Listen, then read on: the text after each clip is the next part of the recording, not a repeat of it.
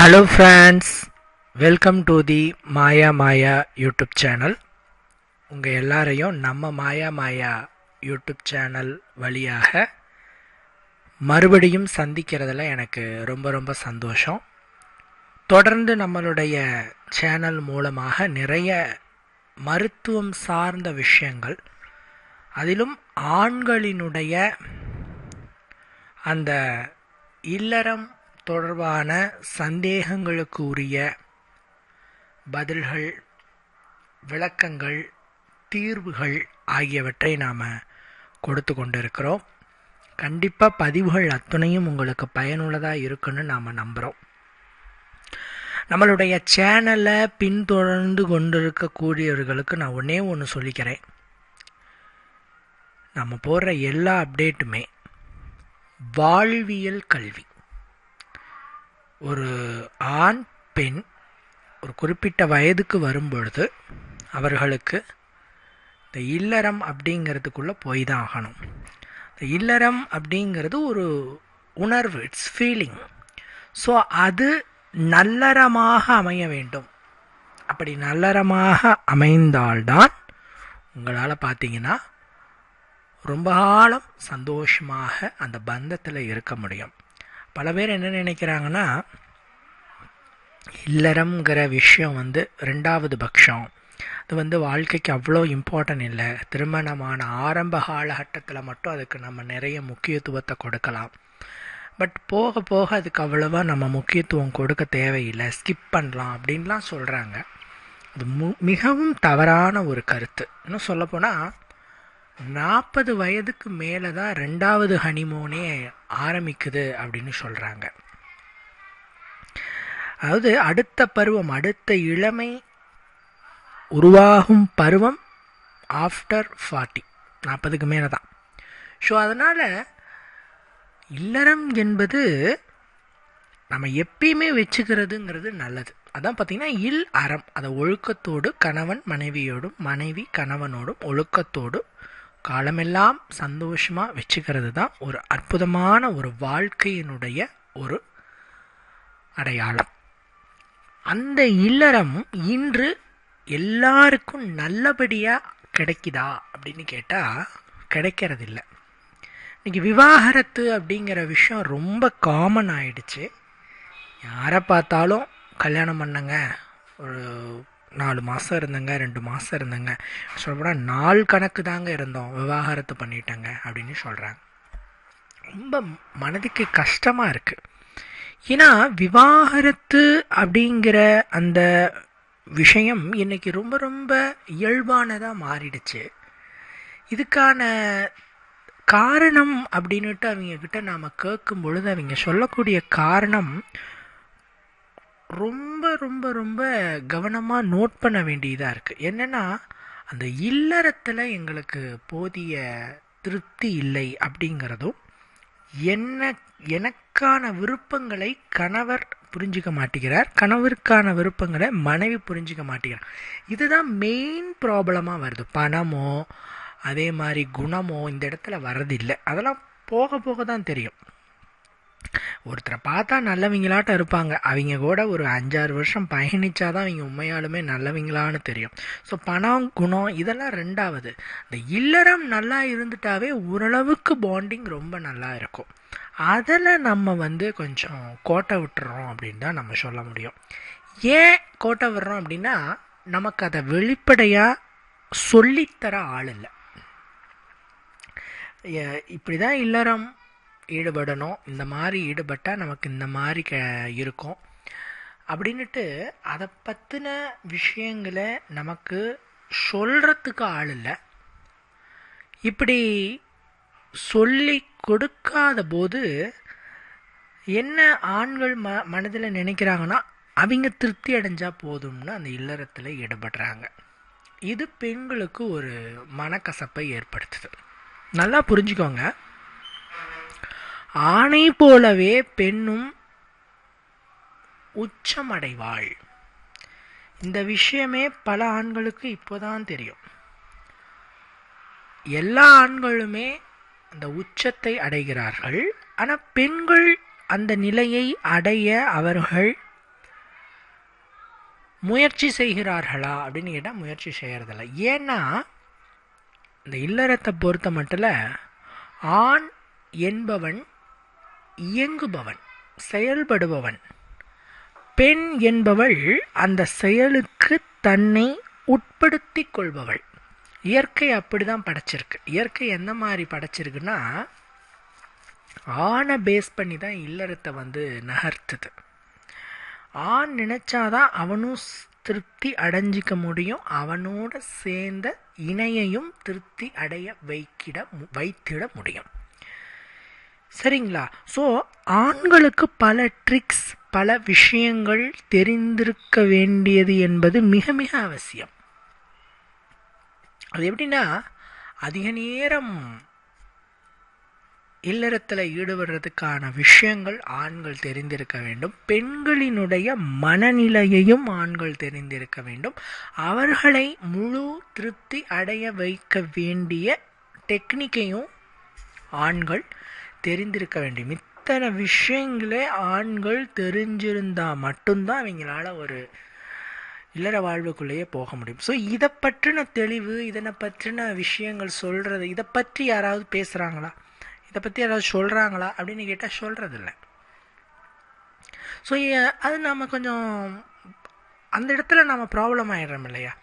So அதுக்காக தான் நம்மளுடைய சேனல். நம்ம சேனலை ரெகுலராக வாட்ச் பண்ணுறவங்களுக்கு, நம்மளுடைய சேனலோட சப்ஸ்கிரைபர்ஸாக இருக்கிறவங்களுக்கு கண்டிப்பாக மிகப்பெரிய தெளிவு கிடைக்கும்.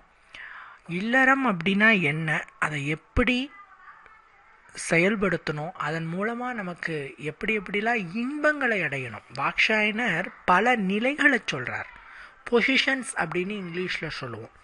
ஒவ்வொரு பொசிஷனில் ஈடுபடும் போதும் ஒவ்வொரு விதமான இன்பத்தை அடையலாம் அப்படின்னு வாக்ஷாயனர் சொல்கிறார். ஸோ அதெல்லாம் என்ன அப்படிங்கிறத நாம் இந்த வீடியோக்களில் சொல்கிறோம். ஸோ இன்றைக்கி அதை தொடர்ந்து நாம் சொல்லக்கூடிய விஷயம் என்ன அப்படின்னு கேட்டிங்கன்னா, பல ஆண்கள் நம்மக்கிட்ட கேட்கக்கூடிய ஒரு விஷயம், உடனே எனர்ஜி கிடைக்கணும், உடனே உடலுக்கு வலுவு கிடைக்கணும், உடனே நான் நீண்ட நேரம் இல்லறத்தில் ஈடுபடுறதுக்கு உண்டான சக்தி அடையணும், அதுக்கு என்ன வழி? மருந்து மாத்திரை எதுவும் சாப்பிட மாட்டேன். ஆக்சுவலாக சாப்பிடவும் கூடாது, மருந்து மாத்திரை சாப்பிட்டுட்டு ஈடுபடக்கூடாது. இயற்கையாக என்ன இருக்குது, இயற்கையான வழி என்ன இருக்குது, எங்களுக்கு கொஞ்சம் சொல்லுங்கள் அப்படின்ட்டு பல பேர் கேட்குறாங்க. அவங்களுக்கான ஒரு சொல்யூஷனை தான் நான் இந்த வீடியோவில் சொல்ல போகிறேன். இதை நீங்கள் கேட்டுட்டு இதை நீங்கள் முயற்சி செஞ்சு பார்க்குறச்ச 100% உங்களுக்கு ரிசல்ட் கிடைக்கும். என்ன சொல்ல போனால் 200% உங்களுக்கு ரிசல்ட் கிடைக்கும். இந்த நீண்ட நேரம் இல்லறம் அப்படிங்கிற விஷயத்துக்குள்ள ஒரு விஷயத்தை நீங்கள் நல்லா தெரிஞ்சுக்கணும். அது என்னென்னா, உடலினுடைய அந்த வெப்பநிலை. உடம்பு அதீத ஹீட்டோட இருக்கும்போது, அதாவது அதீத உடல் வெப்பநிலையோடு இருக்கும் பொழுது உங்களால் நீண்ட நேரம் இல்லறத்தில் ஈடுபட முடியாது. இந்த உடல் வெப்பத்தை சமநிலைப்படுத்தும் பொழுதோ அல்லது அதிகப்படுத்தாமல் இருக்கும் பொழுது தான் உங்களால் நீண்ட நேரம் இல்லறத்தில் ஈடுபட முடியும். பல ஆண்கள் எனக்கு ஏன் சீக்கிரமாக முடிஞ்சிருது அப்படின்னு கேட்டால், ஒன்று நீங்கள் சாப்பிட்ட உடனே ஈடுபடுவீங்க. சாப்பிட்ட உடனே உடல் செரிமானத்துக்கு தயாராகிடும். ஸோ செரிமானம் ஆகும்போது உடலுக்கு அதுக்கு கொஞ்சம் ஹீட்டு தேவை. ஸோ ஹீட்டாக இருக்கும். ஸோ நீங்கள் சாப்பிட்ட உடனே ஈடுபடும் பொழுது உங்களுக்கு ஆட்டோமேட்டிக்காக நீண்ட நேரம் ஈடுபட முடியாமல் போயிடும், சீக்கிரமாக வெளியேறிடும். ஒன்று, சில பேர் வெளியிலெல்லாம் போயிட்டு சுற்றிட்டு வருவாங்க, வந்த உடனே ஈடுபடுவாங்க. இப்படி வந்த உடனே ஈடுபடுறது அப்படிங்கிறது என்ன ஆகும் அப்படின்னா, அதுவும் அந்த ஹீட்டுனால சீக்கிரம் வெளியேறிடும். ஸோ இந்த மாதிரி பலதரப்பட்ட காரணங்களால், பல்வேறு விதமான விஷயங்களால் ஆண்களுக்கு சீக்கிரமாக அந்த இந்திரிய கசிவானது ஏற்படுகிறது. அதனால் உடம்பை எப்படி நாம் குளுமைப்படுத்திக்கணும், உடம்பின் அதிகப்படியான வெப்பநிலையை எப்படி தணித்து சமநிலையான அந்த வெப்பநிலைக்கு உங்களுடைய உடம்பினை கொண்டு வர்றது அப்படின்னு கேட்டால், அதை நம்ம வீட்டில் இருக்கக்கூடிய அஞ்சரைப்பெட்டியில் இடம்பெற்றிருக்கும் சீரகம் என்று சொல்லக்கூடிய அந்த மூலிகை செய்கிறது. என்னங்க? சீரகம். சீர் பிளஸ் அகம், சீரகம். உடம்பினை சீராக வைத்து கொள்ளக்கூடியதில் மிக முக்கியமான பங்கினை வகிக்கிறது இந்த சீரகம். இந்த சீரகத்தை நாம் உணவுகளில் சேர்க்கும் போதும், இந்த சீரகத்துக்குள்ளே இருக்கக்கூடிய அந்த மருத்துவ நன்மைகளை நாம் தெரிஞ்சுக்கும் போதும் நமக்கு ஏகப்பட்ட விஷயங்கள் நம்மளை ஆச்சரியப்பட வைக்கிறது. இது பேரே பாருங்கள், சீர் அகம். அதாவது உடலினுடைய சமநிலையற்ற தன்மையை சீராக்குவதற்கான மூலிகை தான் இந்த சீரகம். எல்லா நோய்களையுமே, உடலில் இருக்கக்கூடிய அத்தனை நோய்களுக்கும் ஒரு தீர்வினை கொடுக்கக்கூடியது சீரகம். இந்த சீரகம் உடலினை இன்ஸ்டண்ட்டாக குளுமைப்படுத்தக்கூடியது. புரியுதுங்களா? அந்த அதிகப்படியான வெப்பத்தை, ஹீட்டை இன்ஸ்டண்ட்டாக உங்களுக்கு குறைச்சி உடம்பினை குளுமைப்படுத்தக்கூடியது இந்த சீரகம். இந்த சீரகத்தை நாம் உணவில் சேர்க்கும் போதும், தேநீராக பருகும் பொழுதும், குடிநீராக பருகும் பொழுதும் உடனடியாக உங்களுடைய உடல் குளிர்ச்சி நிலையை அடைந்து விடுகிறது. அதிகப்படியான ஹீட் அப்படியே கூலிங் ஆகிடுது. இதனால் நீங்கள் பல நன்மைகளை அடையலாம். அதில் ஒரு விஷயந்தான், நீண்ட நேரம் இல்லறம் உங்களுக்கு அமைவதற்கு இதை நீங்கள் யூஸ் பண்ணிக்கலாம். 2 மெத்தடில் இதை யூஸ் பண்ணலாம். ஒரு மெத்தட் என்ன அப்படின்னா, சீரகம் ஒரு 10-15 விதைகளை எடுத்துட்டு இரவு தூங்குறதுக்கு முன்னாடி ஒரு டம்ளர் தண்ணியில் போட்டுட்டு அதில் நீங்கள் தண்ணி ஊற்றிட்டு நல்லா ஊற வச்சிடணும். நல்லா அந்த சீரகம் அந்த தண்ணியில் ஊறணும். நல்லா அது எல்லோவாக மாறிடும். காலையில் பார்த்தீங்கன்னா அந்த குடிநீரே நல்லா எல்லோவாக இருக்கும். ஸோ காலையில் எழுந்திரிச்சு அந்த குடிநீரை நீங்கள் உள்ளுக்கு குடிச்சிட்டு நீங்கள் ஈடுபடலாம். உடனே குடித்த உடனே ஒரு 10-15 நிமிஷம் கழிச்சிட்டு நீங்கள் ஈடுபடும் போது அதிக நேரம் உங்களுக்கு நீங்கள் ஈடுபடலாம். இது சீரக குடிநீரை பயன்படுத்தி நீண்ட நேர இல்லறத்தில் ஈடுபடுறதுக்கான மெத்தடு 1.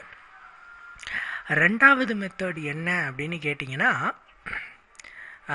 சீரகம் அதே ஒரு 10-15 சீரக விதைகளை எடுத்துட்டு உங்களோட வாயில் போட்டுட்டு நல்லா மென்று தின்னுட்டு வெந்நீர், ஒரு டம்ளர் வெது வெதுப்பான தண்ணீரை உள்ளுக்கு நீங்கள் குடிச்சிங்க அப்படின்னு சொன்னால், அதன் மூலமாகவும் உங்களுடைய அந்த பாடி ஹீட், உடலினுடைய அந்த அதீத வெப்பநிலை தணிந்து ஒரு சமநிலையான சீரான வெப்பநிலைக்கு உடல் வந்துவிடும். ஸோ உங்களுக்கு இந்த மெத்தடும் அற்புதமாக இருக்கும். அதிகப்படியான அந்த வெப்பநிலை பார்த்திங்கன்னா குறைந்து உடனே நீங்கள் இல்லறத்தில் ஈடுபடுறதுக்கு இந்த 2 மெத்தடில் எதனாலும் நீங்கள் பயன்படுத்தலாம். என்ன கேட்டால் 2வது மெத்தட் எல்லாருக்குமே யூஸ்ஃபுல்லாக இருக்கும். ஒரு 10-15 விதைகள், சீரக விதைகளை எடுத்து உங்கள் வாயில் போட்டுட்டு நல்லா மென்று தின்னுட்டு ஒரு டம்ளர் வெந்நீர் குடிச்சிட்டு ஒரு 10-15 நிமிடங்கள் கழித்து நீங்கள் இல்லறத்தில் ஈடுபடும் போது அபரிவிதமான வேகத்திலும் அசுரவிதமான சக்தியோடும் நீங்கள் இல்லறத்தில் நீண்ட நேரம் ஈடுபடுவீர்கள். அதிக நேரம் ஆக்டிவாக ஈடுபடுவீங்க. ஸோ இந்த மெத்தடை நீங்கள் பயன்படுத்தி பயனினை அடையலாம். சரிங்களா? ஸோ இதில் பாருங்கள் எத்தனை மெத்தடு உங்களுக்கு நான் சொல்லித்தரேன்.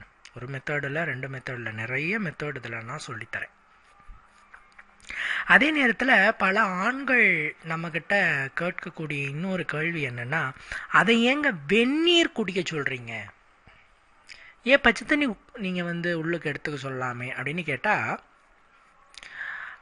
வெந்நீரில் இருக்கக்கூடிய மருத்துவ நன்மைகளை நாம் சொல்லணும்னா நாள் முழுவதும் சொல்லிக்கொண்டே போகலாம்.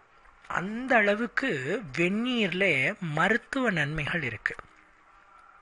எஸ்பெஷலி இந்த இல்லறத்தில் அதிக நேரம் ஈடுபட முடியவில்லை என்று சொல்லக்கூடிய ஆண்களுக்கு வெந்நீர் என்பது ஒரு வரப்பிரசாதமாக அமைகிறது. இட்ஸ் ஒரு கிஃப்ட் அப்படின்னுட்டு. வெறுமனே இப்போ ஜீரகம் இதை நீங்கள் வாயில் போட்டுட்டு மென்றுட்டு ஒரு டம்ளர் வெந்நீரை நான் குடிக்க சொல்கிறேன். பட் நீங்கள் வெறுமனே கூட இந்த மாதிரி செய்யணுங்கிறது இல்லைங்க. ஒரு டம்ளர் வெந்நீர் குடிச்சிட்டு ஒரு 10 நிமிஷம் கழிச்சிட்டு நீங்கள் இல்லறத்தில் ஈடுபட்டா கூட போதும். எப்படிங்க?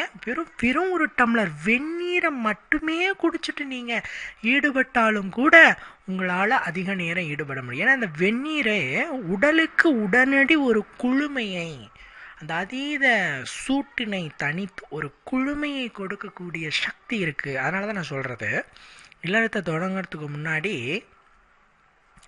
வெதுப்பான தண்ணீரில் குளிச்சுடுங்க அப்படின்னு சொல்லுவோம். ஒரு குளியல் போட்டுருங்கம்மோ.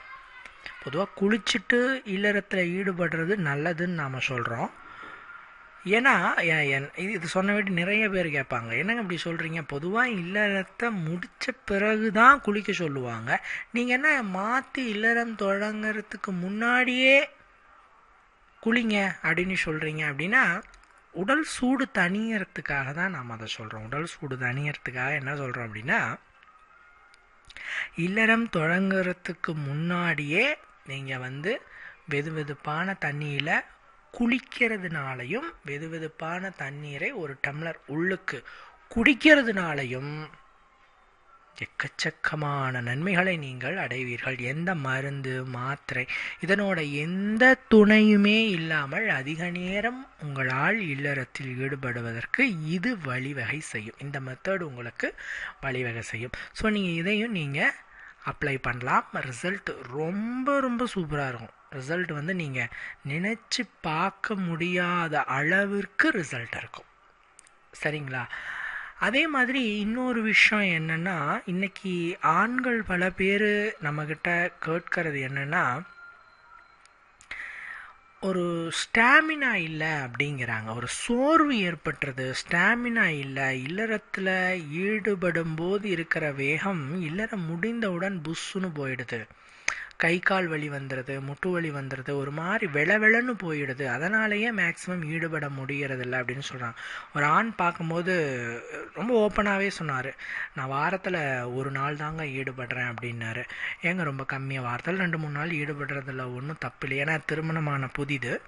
ஸோ ஈடுபடுறதில் ஒன்றும் தப்பில்லையே, ஏன் இப்படி சொல்கிறீங்க அப்படின்னு கேட்டேன். அதுக்கு அவர் சொன்னார், இல்லைங்க அப்படி கிடையாது, இல்லறத்தில் ஈடுபட்டுட்டோம் அப்படின்னு சொன்னால் அன்றைக்கி ஃபுல்லாகவே வெளன்னு போயிடுது, ஒரு மாதிரி இருக்குது, டயர்ட்னஸ்ஸாக இருக்குது.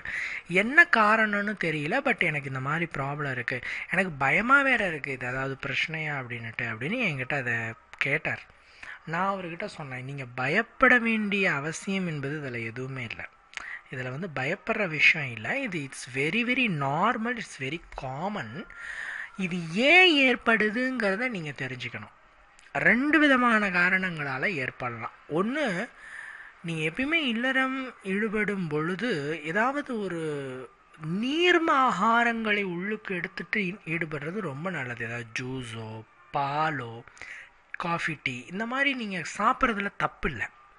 சரிங்களா? ஏன்னா இல்லறத்தில் ஈடுபடுறதுக்கு கொஞ்சம் எனர்ஜி தேவை, ஸ்டாமினா கண்டிப்பாக தேவை. இல்லறம்ங்கிறது எப்படி இருக்கணும்னு வாக்ஷாயனர் சொல்கிறாருன்னா, ஒரு யுத்தம் போல் இருக்க வேண்டும்னு சொல்கிறார். போரில் யுத்தம் நிகழ்த்துறது எந்த அளவுக்கு ஒரு மிகப்பெரிய ஒரு விஷயமா இருக்கோ, அதே யுத்தத்தை இங்கே நிகழ்த்தணும். அந்த யுத்தத்தில் உயிர்கள் போகும், ரத்தம் போகும், பிரச்சனை வரும். பட் இந்த யுத்தத்தில் இன்பம் கிடைக்கும், அவ்வளோதான் மேட்ரு. ஸோ அந்த இல்லறம் என்று சொல்லக்கூடிய விஷயம் யுத்தம் போல இருக்க வேண்டும். இல்லறம் என்று சொல்லக்கூடிய விஷயம் இருவருக்கும் இடையே ஒரு நீ ஜெயிக்கிறியா நான் ஜெயிக்கிறேனா அப்படிங்கிற அந்த ஒரு மனநிலையில் நீங்கள் ஈடுபடும் பொழுதுதான் முழு திருப்தியை உங்களால் அடைய முடியும். அதிக நேரம் உங்களால் ஈடுபட முடியும். இருவருக்குமான பரஸ்பர அன்பு அதிகரிப்பதை பார்க்க முடியும். ஸோ நீங்கள் இதை நல்லா புரிஞ்சுக்கணும். சரிங்களா? அதே மாதிரி பல ஆண்கள் இந்த சோர்விற்கு என்ன காரணம் அப்படின்னு கேட்குறாங்க. ஒன்று, இந்த நியூட்ரிஷனல் குறைபாடு, அதாவது உடலுக்கு போதுமான அளவு சக்தி இருக்காது. ஸோ ஏதாவது நீர்ம உணவாக சாப்பிடணும். சொல்லிட்டாரு அப்படின்ட்டு திட உணவுகளாக நான் எடுத்துக்கிறேன் அப்படின்னா அது பிரச்சனையாயிரும். திட உணவுகள் உடலுக்கு எடுக்கும்போது அது ஜீரணமாகிற ஸ்டார்ட் ஆகிடும். ஸோ ஜீரண உறுப்புகள் ஒர்க் பண்ணும் பொழுது உடல் ஆட்டோமேட்டிக்காக சூடாயிரும். எப்பயுமே சாப்பிட்டதுக்கப்புறம் உடல் கொஞ்சம் சூடாகும். ஏன்னா ஜீரணம் ஆகிறதுக்கு உடலுக்கு கொஞ்சம் சூடுங்கிற அந்த தன்மை தேவைப்படும். சரிங்களா? ஸோ அந்த சூடுங்கிற தன்மையை உடல் அடையிறதுக்கு சொன்ன மாதிரி இந்த சாப்பிட்ட உடனே, அதாவது திட உணவுகளை உட்கொண்ட உடனே ஈடுபடுவதை தவிர்க்க வேண்டும். அப்போ என்னங்க பண்ணலாம் அப்படின்னு கேட்டால், நீர்ம ஆகாரங்கள், பால், அதேமாதிரி பழரசம், டீ, காஃபி இந்த மாதிரி குடிச்சிட்டு தாராளமாக ஈடுபடலாம். எந்த தப்புமே கிடையாது. இது ஒரு ஸ்டாமினாவாக இருக்கும்.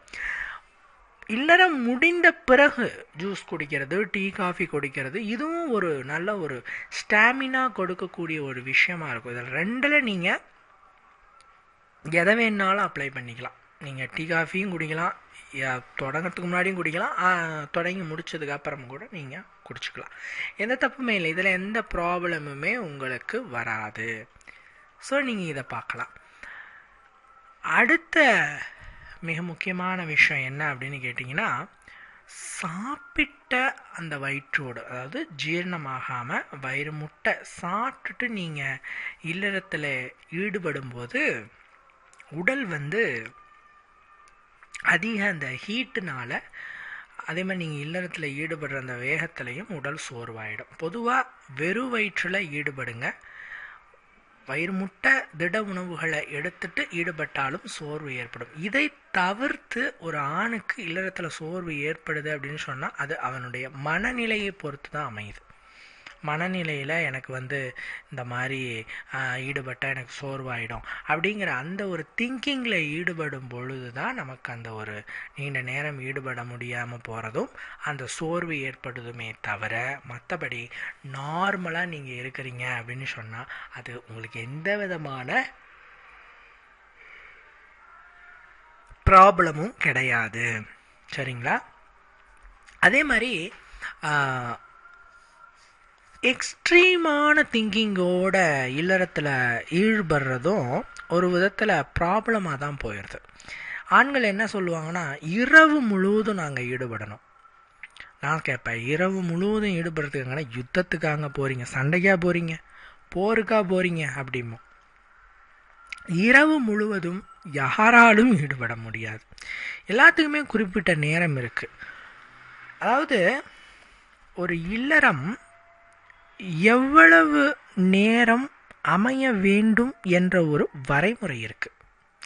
இன்னைக்கு அது அதிக நேரம் வேணும், அதுக்கு நான் மருந்து மாத்திரை எடுத்துக்கிறேன் அப்படின்னு சொல்லிட்டு இளைஞர்கள் அந்த மருந்து மாத்திரை பக்கம் போகிறதுனால தான் அவங்களுடைய உடலினுடைய அந்த ஒரு சக்தியை, உடலினுடைய அந்த ஆரோக்கியத்தை கெடுத்துக்கிறாங்க. புரியுதுங்களா? ஸோ அந்த ஈடுபடக்கூடிய நேரம் எவ்வளவு இருக்கணும்னா, உங்களால் ஒரு ஆண் 4 7 நிமிடங்கள் உங்களால் இல்லறத்தில் ஈடுபட முடிந்தால், எப்படிங்க, 4 7 நிமிடங்கள் உங்களால் இல்லறத்தில் ஈடுபட முடிந்தது என்று சொன்னால் அது போதுமான நேரமாக பார்க்கப்படுகிறது. என்னங்க சொல்றீங்க? வெறும் 7 நிமிஷம் ஈடுபட்டாலே திருப்திகரமான போதுமான இல்லற நேரம் அப்படின்னு நீங்கள் சொல்கிறீங்களே, ஆச்சரியமாக இருக்கே. என்னங்க அப்படின்னு கேட்டால் அதுதான் உண்மை. ஏன்னா இந்த 7 நிமிடங்கள் அப்படிங்கிறது ஒரு ஆண் உச்சம் அடைவதற்கு உண்டான டைமிங். சரிங்களா? நீங்கள் நினைக்கிற மாதிரி 1 மணி நேரம் 2 மணி நேரங்கிறதெல்லாம் சும்மா, அதாவது புற விளையாட்டுன்னு சொல்லுவோம், ஃபோர்ப்ளே என்று சொல்லக்கூடிய இந்த புற விளையாட்டில் வேண்டுமென்றால் நீங்கள் அதிக நேரம் ஈடுபடலாம். ஆனால் நீங்கள் நார்மலாக ஒரு ஒரு ஆணால் அவனுடைய மர்ம உறுப்பினை பயன்படுத்தி எவ்வளவு நேரம் ஈடுபட முடியும் அப்படின்னு பார்த்தா 4 to 7 நிமிடங்கள் மட்டுமே ஈடுபட முடியும். அதுவே திருப்திகரமான ஒரு இல்லறமாக அமையும். இதை ஆண்கள் புரிந்து கொள்ள வேண்டும். அதே மாதிரி ஆண்களினுடைய அந்த ஒரு இல்லறம் தொடங்கக்கூடிய நேரம் என்னன்னு தெரிஞ்சுக்கணும். இது பல பேருக்கு தெரியறதில்ல. எந்த டைம் வேணாலும் இருக்கலாமான்னு கேட்குறாங்க. வாக்ஷாயனர் என்ன சொல்கிறாருன்னா, விரும்பும்போது ஈடுபடலாம், உங்களுடைய விருப்பப்படி ஈடுபடலாம், இருவருக்கும் பரஸ்பர ஒப்புதல் இருக்கிற பட்சத்தில் இதுக்கு வரைமுறையெல்லாம் இல்லை. எப்போனாலும் ஈடுபடலாம், எப்படினாலும் ஈடுபடலாம், அது உங்களுடைய விருப்பம் அப்படின்னு தான் வாக்ஷாயனர் சொல்கிறாரு. பட் ஆனால் அந்த நேரம் அப்படிங்கிறத ரொம்ப நாம் இம்பார்ட்டண்ட்டாக குறித்து வச்சுருக்கோம். இந்த டைமிங்கில் ஈடுபட்டால் அருமையான ரிசல்ட்டும் கிடைக்கிது. இந்த குறிப்பிட்ட டைமிங்கில் ஈடுபடும் பொழுது ஆண்களுடைய அந்த வேகம், அந்த எழுச்சியடையும் தன்மை, ஈடுபடக்கூடிய அந்த ஒரு சக்தி, இது எல்லாமே பன்மடங்கு பெருகிறத பார்க்க முடியுது. ஸோ அதனால தான் நம்மளுடைய சப்ஸ்கிரைபர்ஸ்க்கு நான் சில நேரங்களை சொல்லுவேன். இந்த நேரத்தில் முடிஞ்ச அளவுக்கு ஈடுபட்டு பாருங்கள், நல்ல ரிசல்ட் கிடைக்கும் அப்படிமே. ஏன்னா பல பேர் ஈடுபடும் போது நமக்கு அந்த ஒரு சக்தி கிடைக்கலைங்க, நமக்கு அந்த ஒரு சோர்வு இருக்குது, எழுச்சியில் பிரச்சனை இருக்குன்னு சொல்கிறவங்களுக்கெல்லாம் இந்த டைமிங்கை நான் சொல்லி விட்ருவேன். அவங்க இந்த டைமிங்கில் ஈடுபட்டு நல்ல ரிசல்ட்டை அவங்க அடைவாங்க. அது என்ன டைமிங் அப்படின்னு கேட்டால், ஃபஸ்ட்டு அதிகாலை நேரம். இதை பிரம்ம முகூர்த்தம்னு நாம் சொல்கிறோம். இந்த பிரம்ம முகூர்த்தம் அப்படிங்கிறது அதிகாலை 3:30 மணியிலிருந்து 5 மணிக்குள். இந்த டைமிங்கு தான் பிரம்ம முகூர்த்த நேரம்னு சொல்கிறோம். ஒரு அமைதியான சூழல் நிலவக்கூடிய நேரமாகவும், பூமியினுடைய அந்த அதிர்வுகள் எல்லாம் மென்மையாக இருக்கக்கூடிய நேரமாகவும் இந்த நேரம் கருதப்படுது. நீங்கள் நல்லா பாருங்கள், பிரம்ம முகூர்த்த டைமிங்கில் நீங்கள் ரிலாக்ஸாக ஒரு தியானம் பண்ணாலோ, கல்வி கற்றாலோ, அல்லது ஒரு வாக்கிங் போயிட்டு வந்தாலோ உங்களுக்கு நல்ல ஒரு ஃபீல் கிடைக்கும், நல்ல ஒரு எனர்ஜி கிடைக்கும். இப்படி உடலுக்கு எனர்ஜியை இன்ஸ்டண்ட்டாக கொடுக்குற ஒரு டைமிங் பிரம்ம முகூர்த்த டைமிங். எல்லா தெய்வ சக்திகளும் நிறைந்து இருக்கிற நேரமாக இந்த பிரம்ம முகூர்த்தத்தை நாம் பார்க்குறோம். இந்த பிரம்ம முகூர்த்த நேரத்தில் அதிகாலை 3:30 மணியிலிருந்து 5 மணிக்குள், இந்த டைமிங்கில், இந்த பிரம்ம முகூர்த்த நேரத்தில் ஆண்கள் முடிந்த அளவுக்கு இல்லறத்தில் ஈடுபட பாருங்கள். இது ஒரு ஆய்வாளர் சொன்ன ஒரு விஷயம். இந்த பிரம்ம முகூர்த்த நேரத்தில் இல்லறத்தில் ஈடுபடுறதுனால ஃபஸ்ட்டு பெனிஃபிட்டாக குழந்தை உடனே தங்குது. சில பேர் பார்த்தீங்கன்னா குழந்தை தங்கலை, ரொம்ப தள்ளி தள்ளி போகுது அப்படின்னு ஃபீல் பண்ணிகிட்டு இருப்பாங்க. அப்படியே குழந்தை தங்கலை, ரொம்ப தள்ளி தள்ளி போய்கிட்டு இருக்குது அப்படின்னுட்டு வருத்தப்படுறவங்களுக்கு அந்த ஒரு பிரச்சனையை தீர்த்து உடனே குழந்தை தங்குறதுக்கு இந்த பிரம்ம முகூர்த்தம் ஹெல்ப் பண்ணுது. அதிகாலையில் பிரம்ம முகூர்த்தத்தில் நீங்கள் ஈடுபடும் பொழுது குழந்தை உடனே தங்குது ஒன்று. அந்த நேரத்தில் தங்கக்கூடிய குழந்தை, அதாவது உருவாகிற அந்த கரு, அதிலிருந்து உருவாகிற அந்த குழந்தை நல்ல அறிவாற்றலோடும் நோய் எதிர்ப்பு சக்தியோடும் இருக்கிறத உங்களால் பார்க்க முடியும். இப்படி பல்வேறு விதமான நன்மைகள் அதில் இருக்குது. ஸோ அதனால் பிரம்ம முகூர்த்தத்தில் ஈடுபட பாருங்கள். ஒன்று. ரெண்டாவது என்ன அப்படின்னு பார்த்தீங்கன்னா,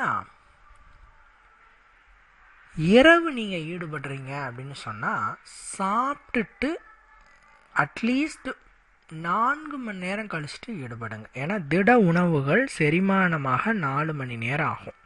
இப்படி சாப்பிட்ட உடனே ஈடுபடாமல் சாப்பிட்டுட்டு ஒரு 4 மணி நேரம் கழிச்சுட்டு நீங்கள் ஈடுபடும் போது சாப்பிட்ட சாப்பாடு செமிச்சிரும்.